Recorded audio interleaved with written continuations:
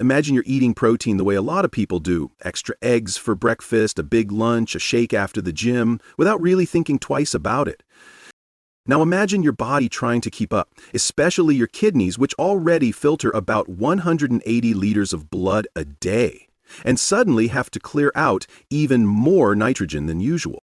When you consistently eat more protein than your body can actually use, those extra amino acids get broken down into ammonia, and your liver has to convert it quickly just to keep things safe. You may not feel anything dramatic at first, but the subtle signs show up. You're unusually thirsty, a little more tired, maybe dealing with headaches or sleep that feels off. Most people don't connect those symptoms back to protein because it's supposed to be the healthy food you can't overdo. So imagine all of this happening quietly in the background, because today we're going to break down what really happens when your protein intake starts going beyond what your body can comfortably handle.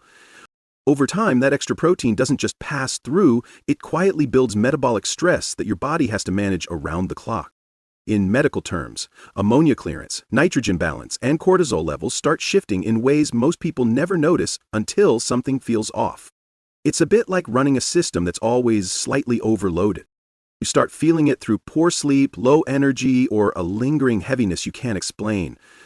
But the good news is that once you pull back, even in the first few days, your body responds quickly. And that's exactly what we're about to walk through. Within the first day of eating more protein than your body actually needs, the extra amino acids don't magically become bigger biceps. They get torn apart into ammonia, a toxic compound your liver has to neutralize immediately.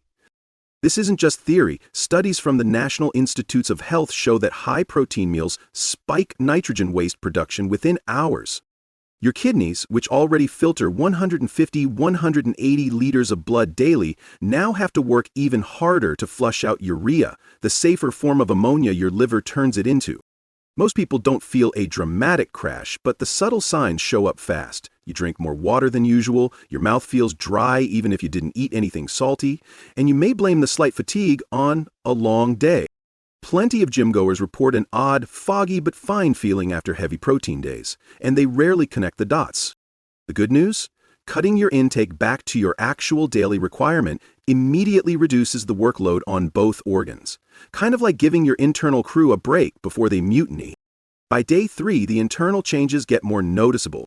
As nitrogen levels increase, your body works overtime to maintain a stable blood pH. According to research from the University of Connecticut, high-protein diets can slightly increase systemic acidity, triggering compensatory responses across multiple organs. Cortisol, the famous stress hormone, may also rise.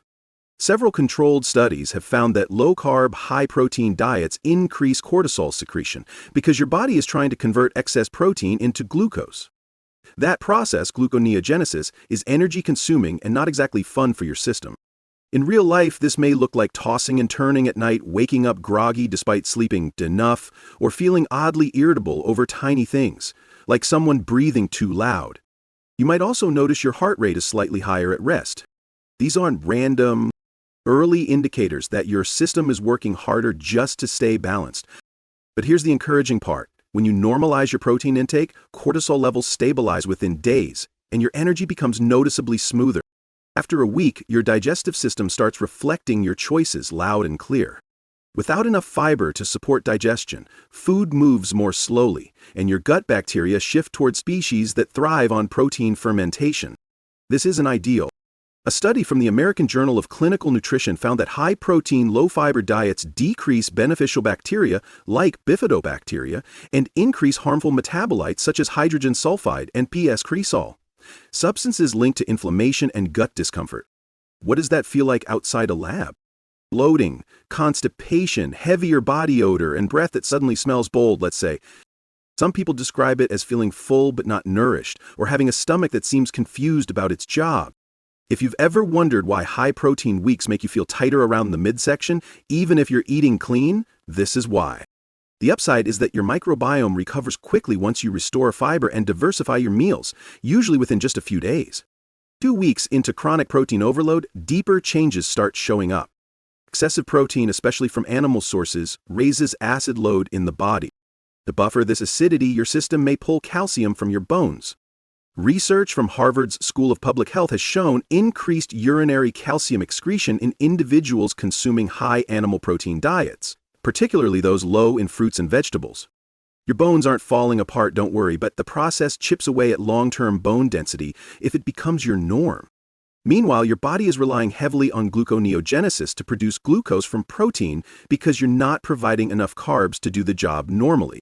This process is slow, inefficient, and taxing. That's why your workouts feel harder, your recovery drags, and your energy levels fluctuate like a faulty Wi-Fi signal. Many people describe this stage as fatigue with a side of mood swings. The silver lining? Reintroducing a balanced carb-to-protein ratio restores stable energy within a few days and reduces calcium loss, giving both your muscles and bones a break. After a month of consistently eating too much protein, your internal systems adapt, but not in the way you want. Your liver and kidneys may show signs of chronic strain. Research in the Journal of Renal Nutrition notes that long-term high-protein diets can increase glomerular filtration rate, GFR, a sign your kidneys are overworking.